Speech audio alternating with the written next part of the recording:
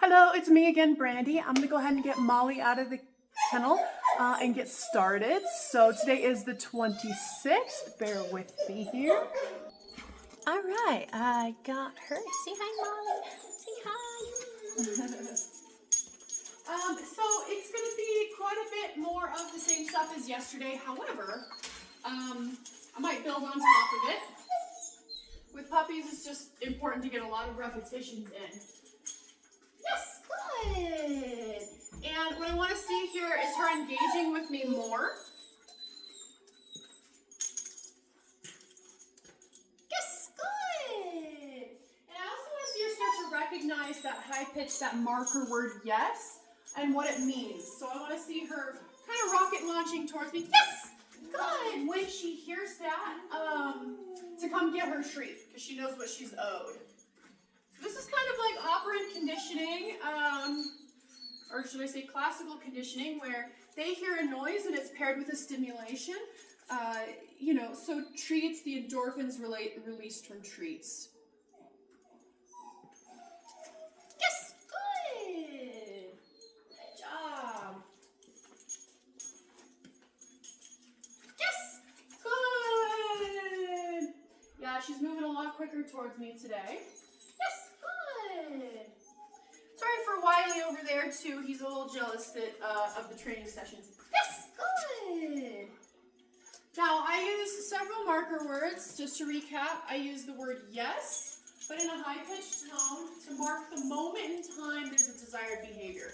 So for example, the second she turns and engages with me again and commits to coming towards me, as well as when she offers just a behavior, like an automatic sit here.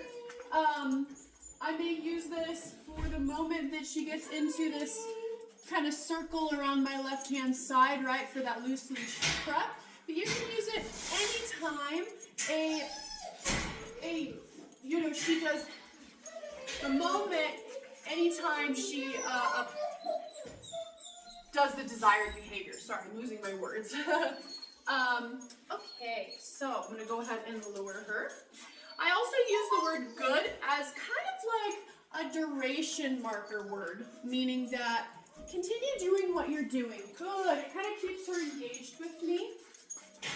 Good. Yes, good. And that's all I'm doing is I'm building duration.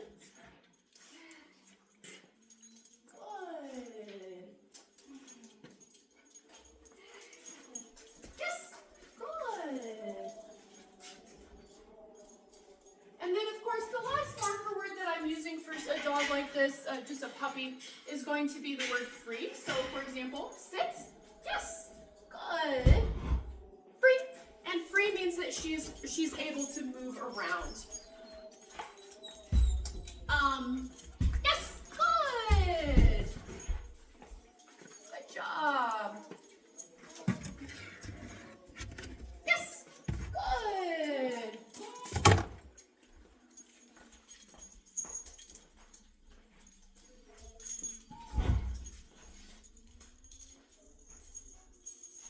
And my release word free is usually paired with a verbal command, right? So if it's an offered behavior like an automatic sit where, I stop walking and she sits already without me commanding it, then of course if I start walking, she's free to start walking with me, right? That's a non-verbal command. That's just an automatic behavior. And the benefit to those is that as you're walking with her on a leash, right? So if you can imagine, okay, she's over here. As you're walking with her and then you start to slow down, she starts to focus on slowing down with you, not driving by you and wanting to sniff everywhere else. We've all seen those dogs where they just kind of fly by and you're like a kite almost, if you will. So it adds this collection. Also, you don't want to be constantly nagging your dog on a walk where it's like, okay, come, sit, free, because there's going to be times where you forget and you start to walk away. Well, your dog gets to the end of the leash and starts to walk with you. Now you're devaluing that duration stay that you work so hard on. So again, a verbal sit means that you have to say the release word, such as free, and then an offered behavior, a nonverbal, would be that she just kind of offers it, and she can break it as well. Give me 1 second here. All right, sorry, I wanted to go close that door. Make it a little quieter in here. Yes, good.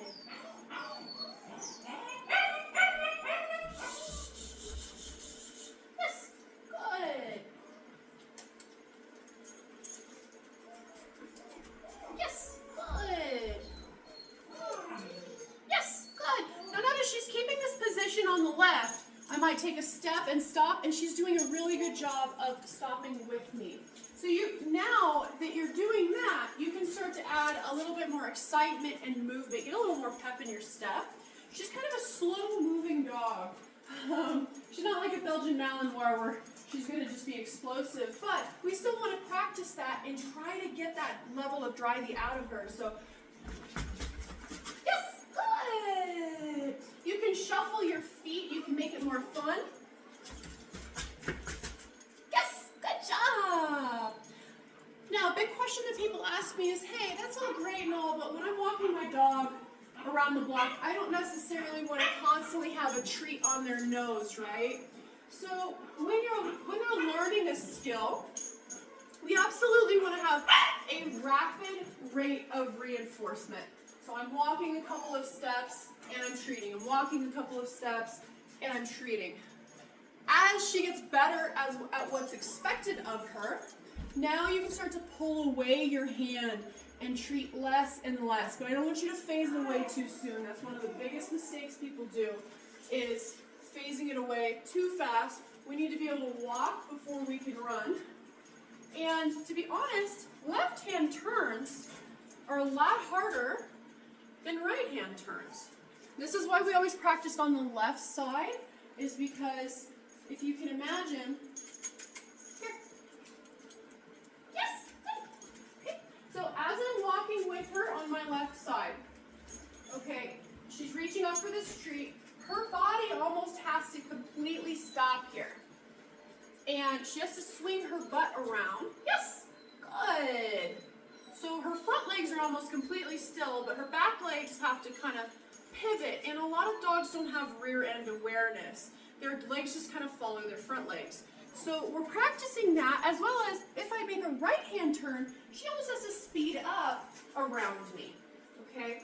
So these movements are very different for dogs, and this is why I highly, highly recommend, not to repeat myself over and over again, but to always practice on the left-hand side. And just to nag and drill that in a little bit more, as your dog is getting used to this movement, right, and this placement, and the automatic sits, and the distractions, and the check-ins, and everything else, you have to train yourself. It's a big thing of we got to train ourselves, because we also need to get used to these movements with our dogs, and the treat timing, and the marker timing, and everything else. We need to be able to make sure that we're scanning the environment for any approaching distractions, things like that. What is going to set our dog up for failure? We are constantly paying attention. Okay, so I have drilled that in. I'm going to move on to the next activity. Well, apparently she decided to end the video. She came over and pressed the button, so I'm going to go ahead and move on to the next topic here. All right, so now I'm going to work on sits and downs, but I'm going to start to add the duration to it. So for example, sits, yes, good. Uh-oh, I dropped it. Ideally, you don't drop it. But again, good things come to those who wait. So just because I give her a treat does not mean I'm moving on to the next step. I'm actually slowly delivering more as long as she's able to focus. The goal is to keep her butt on the ground. If you feel like she's going to break it, then don't wait this long. Okay, maybe only give 1 or 2 treats. But she's actually doing really good with this activity. And then I'm going to say, free, good. And I just kind of walk away. When I say free, I want I don't want to toss a treat and have her puppy launch towards that treat. I want her to be like, hey, why don't you say that again so I can work for my treat some more, because that was really awesome. So again, I'm going to go ahead and kind of walk this way. Sit. Yes. Good. Notice my timing on the marker. It was the moment her butt hit the ground. Good job. Now good means continue doing what you're doing. Good. Free. Good. Good. Good.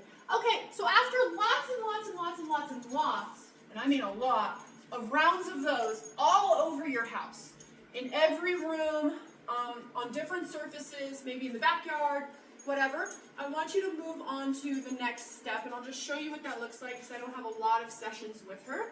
But the next step is to add distance.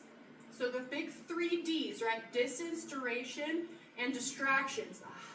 We want to start with the lowest of those and then add more. So we're adding short durations, or we're starting with short durations of, giving her treats. We're starting in a low distraction environment. So then the third D is distance. We're going to start with a really low distance. But I'm noticing that she wants to move with me. We've been practicing this activity of every time I walk around, she stays to my left, and yes, she gets a treat. So we don't want her to think that that's all we want from her is to walk around and give her treats. I also want her to use her brain, meaning that just because I'm walking doesn't mean that you're walking. You have to pay attention to what I'm verbally telling you as well. All right, so sit. Yes, good. As I deliver a treat, I'm going to start to move my feet. Good. Good. I'm not going very far away. Free. Good job. Good job. That was nice. Okay. So we go around here. Sit. Yes. Good.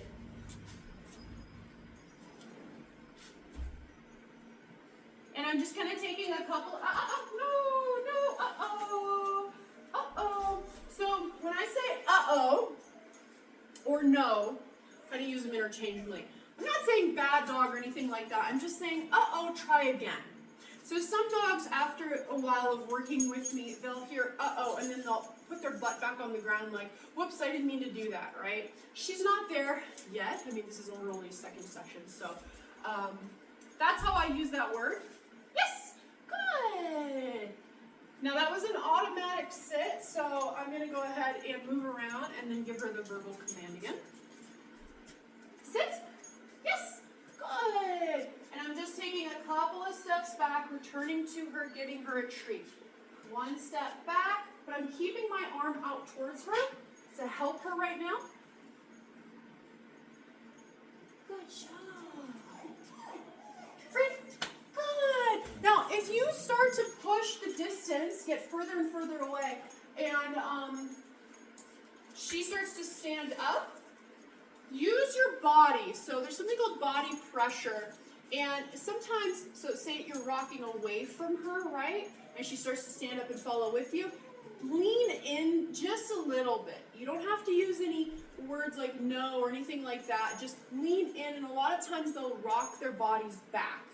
And then at that point, mark and reward, okay? We don't want to get into the habit of marking and rewarding the failures. So just be mindful. If she starts to do that a lot, like break the command just to be told the command again, then they can start to farm those treats, and we don't want her to get into that habit either. So if that starts to happen, ask me some questions or let me know, and we can switch it up there. But a lot of times it's just an easy correction of leaning back in. Okay, sit.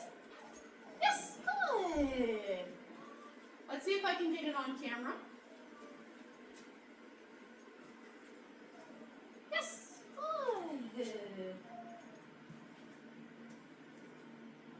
Yes, good.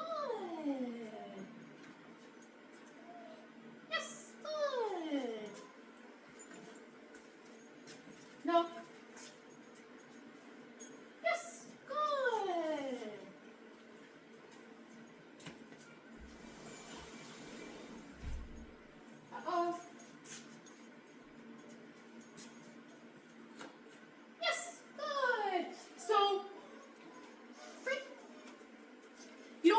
fail a lot, right? Right? It's okay. There you go.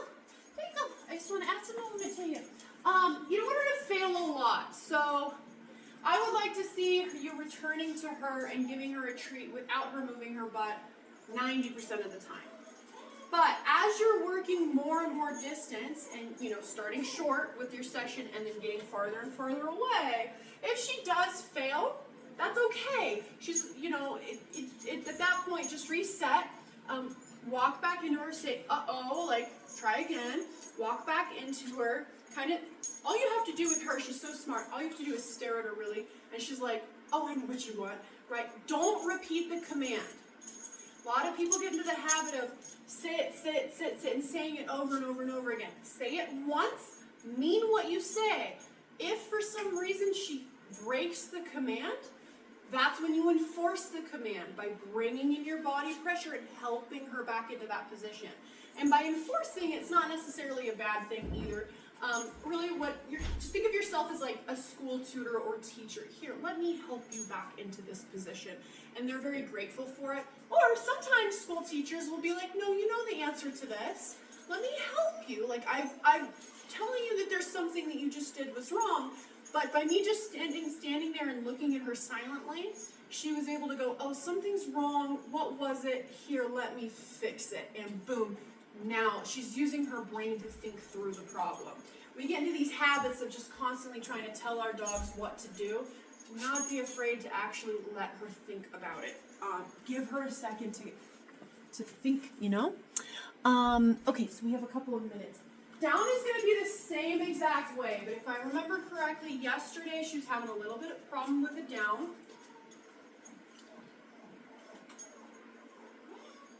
Yep. And this down is a very submissive pose, right? So because I'm a stranger to her, I don't expect her to be so comfortable with me that she's just going to down every time. So because of this, I'm really taking the treat to her nose, and I'm going to rock her back. I'm going to put my hand right on her shoulders just to kind of relax, like as if I'm petting her. And then I'm going to take that hand and right here, just right here, you nut. Look, oh yeah. Yes, good. Good job. I am not pushing down with my hand at all. Don't push down. That could be bad for their back and their bodies as they're developing. I'm just her. She just needs that gentle reminder of, hey, there's a hand there. Okay, but it's not pressing down. Good. And I'm just kind of petting her, relaxing with her. Some dogs don't need that hand there. I just noticed after several repetitions yesterday that she was it was a helpful guide. Good job. Free. Now, once she gets really good at that down, and you add the verbal command to it, and she's holding it, you're giving her lots of treats, just like with sit, right? Practice the sit first, give her lots of treats. Once she's really displaying knowledge on that, then start to add the duration and distance. So at that point, rock back, just like we did with the sit. Come back to her, give her a treat. Walk back, come back to her, give her a treat. Always bring the treat back to her with these activities. Don't release her from the sit by saying free or the down from free, and have them come to you for that treat. Because that's when she's going to start to release herself proactively, wanting that beautiful, tasty morsel. So I'm going to go ahead and end this here. She's actually kind of tired. This is how quickly they get worn out. I mean, she was just pacing in her kennel, ready to go, begging me for a training session, and now she's just like, okay, I'm going to take a nap now. But anyway, I appreciate your viewing or you watching this. I can't think of words today. If you have any questions, please let us know, and you have a wonderful rest of your day. Take care. Bye.